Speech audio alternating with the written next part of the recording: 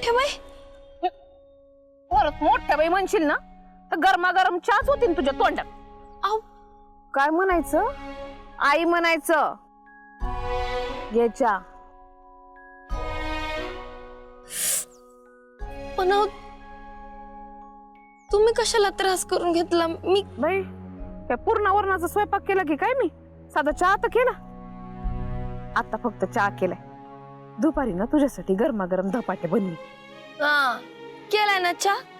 आता बाद झालं, कामाला हात नाही लावायचा तुम्ही. अगं काम नाही केलं तर थकवा येतो. मी लवकर थकावा असं वाटतंय का तुला? हा आय मायो, बोलायला हरतच नाहीत बाई तुम्ही. उगाच नाही लोक मला मोठ्या बाई म्हणत. हा आहेस कुठं?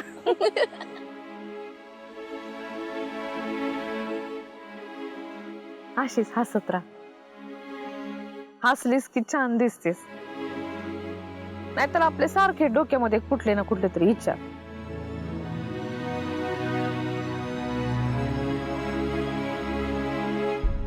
माझ्या आदोक्षची आठवण येते का ग तुला?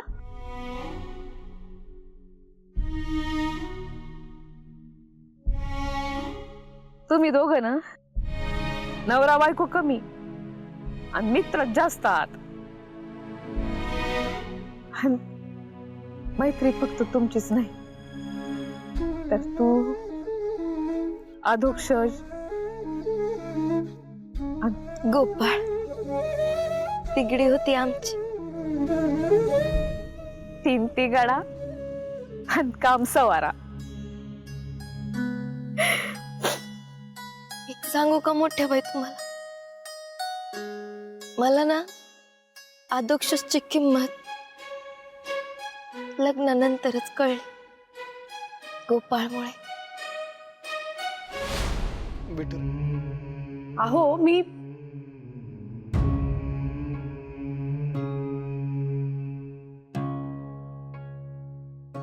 अहो कुठे हरवलात? पोथी उघडी ठेवलीये, बाहेर बघताय. कसला विचार करतायत का? गोपाळचा विचार करत होतो. शकू त्याचं इंदूवर प्रेम होत. हो, त्याचं काय?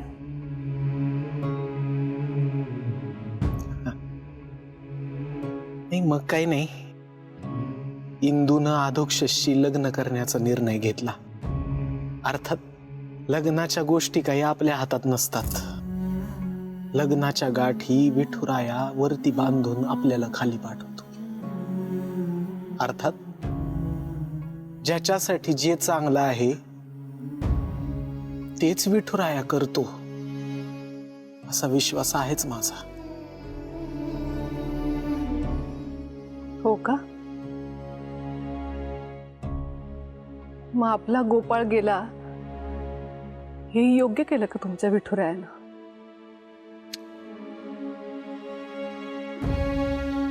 तसं नाहीये ग शकू.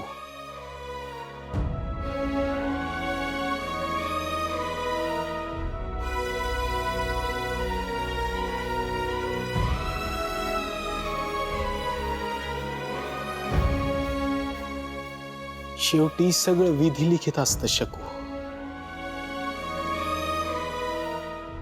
ज्याचे जितके दिवस ठरलेले असतात तो माणूस तितका काळ आपल्या सोबत राहतो. दिवस भरले की सहवास संपला.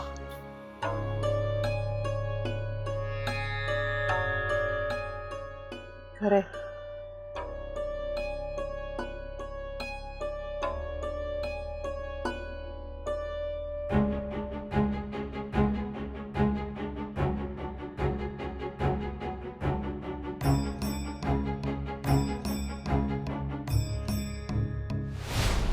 गोपाळनं खूप काही सहन केलंय. हो, लहान होता तेव्हाच त्याला त्याची आई सोडून गेली. हो, पण विठुरायानी तुला त्याच्या आयुष्यात आणलं ना. शकू, पोटच्या पोरासारखी माया केलीस ग तू गोपाळवर. सख्या आईपेक्षा काकणभर जास्त प्रेम केलंस त्याच्यावर.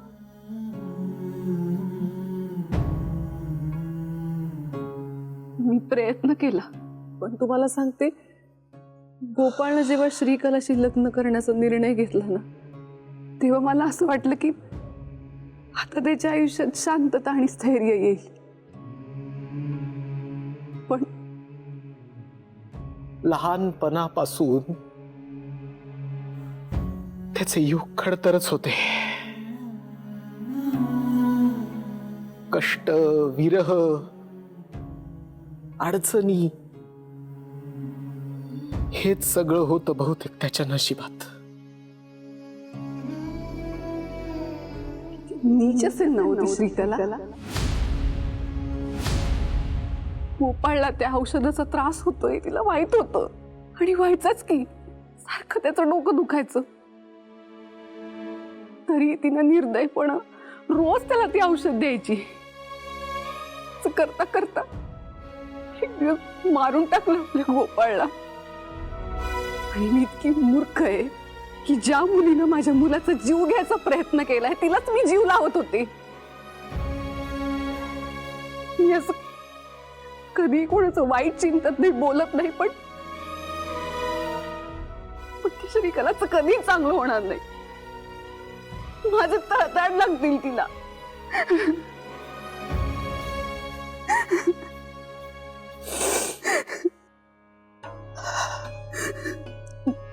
शांत हो शकू, शांत हो. अगं विंचवाचे कितीही लाड केले तरी तो डंख मारायचा थोडीच सोडणार. ज्याचा त्याचा स्वभाव असतो, दुर्गुण असतात, ज्याचे त्याचे विकार असतात. आपण यातलं काहीही बदलू शकत नाही. हो, पण विंचू त्याचा डंख लपवत नाही ना. श्रीकलानं आपला विश्वासघात केलाय आणि तिच्यामुळे आपलं गोपाळ गेलाय.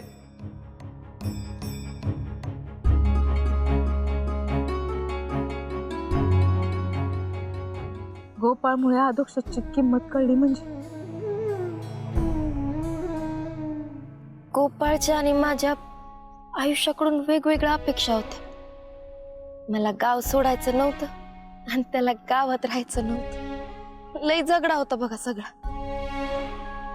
पण मग माझ्या आयुष्यात आदोक्ष झाला तेव्हा मला कळलं की कसल्याही अपेक्षा न ठेवता लिमिटलेस प्रेम करता येऊ शकतं. अथांग प्रेम. आणि मग आदोक्षच मला असू दे असू दे. नाही तुझा नवरा आहे तो, तुला काय म्हणायचं ते म्हण. आदून फिर माझा मुलगा आहे ना, मी त्याला आदोक्षच म्हणणार. आधुने मला खरं प्रेम काय असतं ते दाखवलं. म्हणून मी गोपाळला मित्र म्हणून कधीच अंतर दिलं नाही. गोपाळ अंतर देण्यासारखा नव्हताच म्हणून, अगदी आमच्या यांच्यासारखा मनानं निर्मळ. बघ ना त्या दोघांच्या बाबतीत काय होऊन बसलं हे. कधी कधी असं वाटतं हे समज झालंय ते माझ्याच कर्मामुळं. हो असं नका म्हणू. नाही बोलले तरी सत्य थोडीच लागतं. आता आपल्या घरात ती श्रीकला आली माझ्याचमुळे.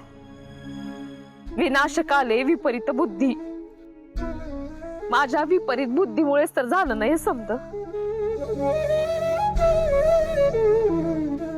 होता ना मोठ्या बाई, आता झालेल्या गोष्टी आहेत त्याचा विचार का करता. सगळं चुकलं माझं, पण एक गोष्ट मात्र मी आधीच करायला हवी होती. तुझी आई गेली तुझ्या जन्माच्या वेळेला, तेव्हाच तुझी आई व्हायला हवं होतं. चुकलंच माझं. पण आता झालात नाही. देर आहे दुरुस्त आहे. यापुढे तुला आईची कमतरता कधीच जाणवू देणार नाही.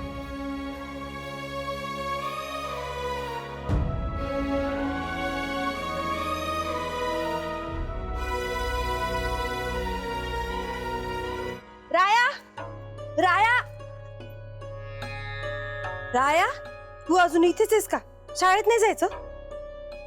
उशीर झालाय, चल चल पटकन. आई, इंदू मामी कधी येणार ग? कुठे असेल ती? मला तिच्याशिवाय करमतच नाहीये. खूप आठवण येते तिची. बाळा,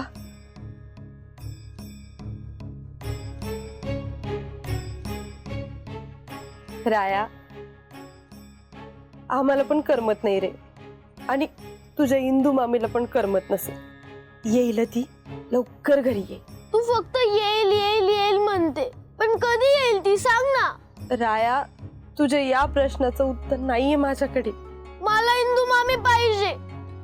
आता कुठून आणू मी इंदू मामी? मला जर आणता आलं असतं तर नसतं आणलं का बाळा? पण कधी येईल ती?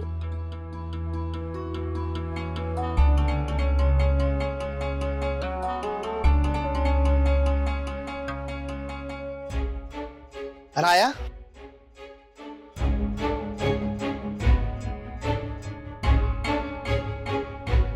हे बघ, आपल्या मंदिरातून गेलेला विठुराया जसा परत येणार आहे ना, तशीच तुझी इंदू मामी पण परत येईल बघ.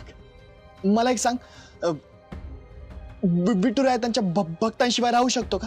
हा, त्याला करमेल का? नाही. मग तसंच इंदू मामी आपल्याशिवाय राहू शकते का? नाही ना. तुझी इंदू मामी नक्की परत येईल बघ. पण कधी येईल?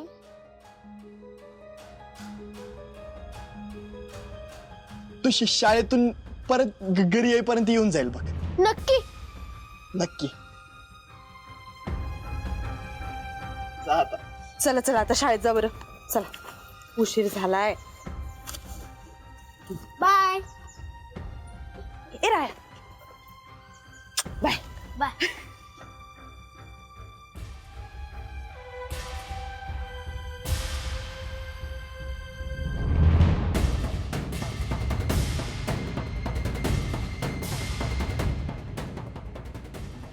आज असं वाटतंय शकुंतला की माझ्या इतका गरीब माणूस या जगात दुसरं कुणीही नाहीये.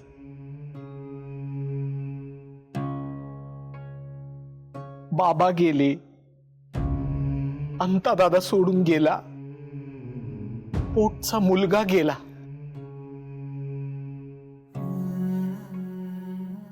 आणि आता तर इंदू आणि वहिनी सुद्धा या घरात आपल्या बरोबर नाहीत. इंदू या घरामध्ये नाही तर तिग्रस्करांच्या या घराला रया नाही बघ. शकू, ती काही फक्त सून नाही आपली, या घरामध्ये तेवणारा शांत नंदादीप आहे ती. या घराचं चैतन्य आहे ती.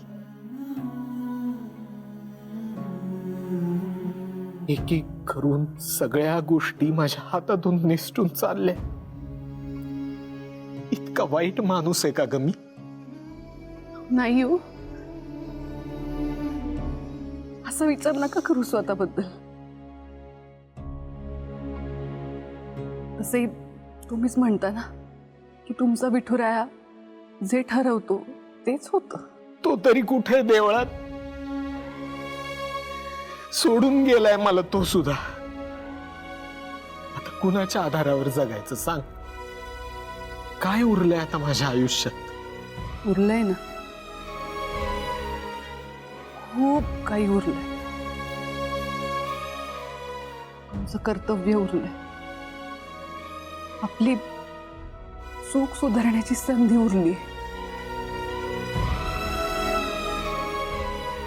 तुम्हीच म्हणता ना, आलेल्या सगळ्या संकटांना तोंड द्यायचं आणि खंबीरपणे सामोरं जायचं. पण कशाच्या जीवावर तोंड द्यायचं? गाठीला बांधलेल्या पुण्याईच्या जीवावर, मनातल्या चांगुलपणाच्या जीवावर. आपल्या विठुरायाकडे जसा पापाचा हिशोब आहे तसा पुण्याईचाही असेलच की. आणि माझ्या नवऱ्याच्या गाठीची तर खूप पुण्य आहे, कारण माझा नवरा एक चांगला माणूस आहे. माझी खात्री आहे सगळं काही नीट होणार आहे. आपण याआधी सगळ्या संकटांना सगळे मिळून सामोरे गेलोय, यापुढेही जाऊयात. सगळं नीट होईल, काळजी करू नका. राम कृष्ण हरी.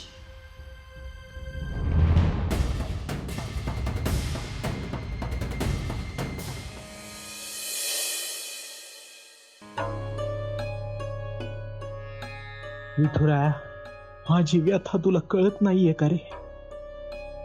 माझ्या या पापासाठी मी आता काय प्रायश्चित्त घेऊ तेच समजत नाहीये बघ. केलो मा बाबाचं चांगलं, विठ्ठल बिरबाचं चांगलं, केलो मा बाबाचं चांगलं.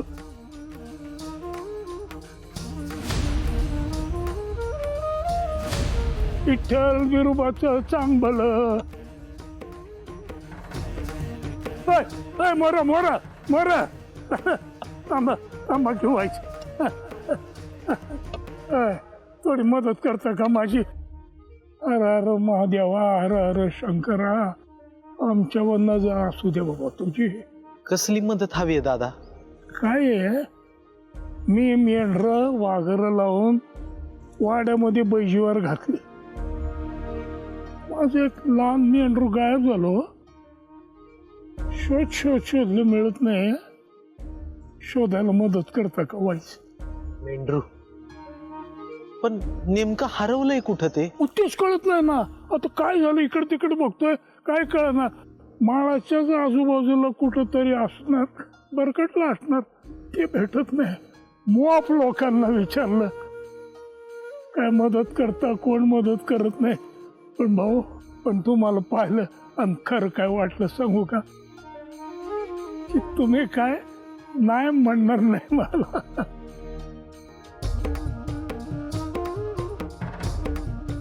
मग जायचं का मेंढरू बघायला? चला की. चल बरं झालं बाबा आला तुम्ही.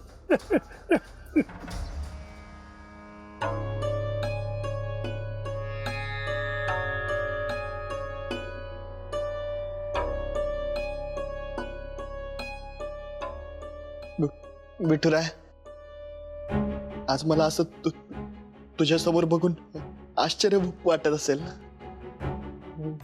वाटतच असेल, कारण आपली तशी फारशी भेट होत नाही ना. कारण माझ्या वाटची सगळी भक्ती तरी इंदूच करते, आणि तुझ्या कृपा प्रसादाचं पुण्य सगळ्या करायला वाटत. स्वतःसाठी कधीच काही ठेवत नाही ती. विठुराय, मी कधीच तुझ्याकडे काहीच मागितलं नाही. फक्त एकच गोष्ट मागितली, आणि ती म्हणजे इंदू. आज पण तुझ्याकडे पुन्हा मी तिलाच मागतोय. नाही जगू शकत रे त्याच्याशिवाय, नाही जगू शकत. जर मी आयुष्यात कोणतं चांगलं काम केलं असेल, कोणतं पुण्य केलं असेल ना, तर ते सगळं घे. पण माझ्या इंदूला मला परत दे विठुराय, परत दे. जिथं कुठं असेल ना ती आता, तिथं तिला सुखरूप राहू दे. तिला घरात येण्याची बुद्धी तिला माझ्याकडे या घरात तू परत घेऊन ये विठुराय. ते हात जोडतो, पाया पडतो तुझ्या विठुराय, प्लीज.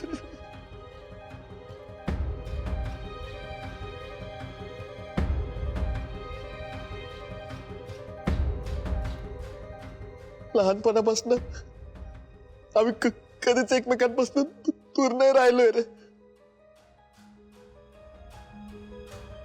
आता पण नको करू. नाही जगू शकत तिच्याशी. लगेच घेऊन विठुराय परत, प्लीज विठुराय.